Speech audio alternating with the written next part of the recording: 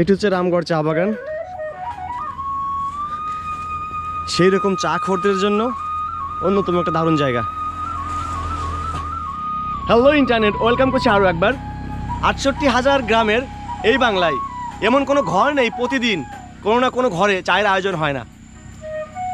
এমন মানুষ খুব কম পাওয়া যাবে যে চা খায় না। অথচ এরকম মানুষ অসংখ্য আছে যে এক বেলা যদি চায়ের পানি তার পেটে না যায় তাহলে তার ঘুম হয় না, তার খাবার হজম হয় না। তো আমরা কি জানি সেই চা গাছটি দেখতে কেমন, কোন ধরনের পাতা থেকে সেই চাগুলো তৈরি হয়? জানি না, তাই না? আসেন আজকে আপনাদের সেই চা গাছের সঙ্গে পরিচয় করিয়ে দেব। কারণ আমি এখন দাঁড়িয়ে আছি বাংলাদেশের তৃতীয় বৃহত্তম চায়ের যে বাগান, রামগড় চায়ের বাগান, সেই চায়ের বাগানে। তো এই মুহূর্তে আপনারা দেখেন আমার চায়ের পাশে বিস্তৃত জায়গায় রয়েছে চায়ের বাগান।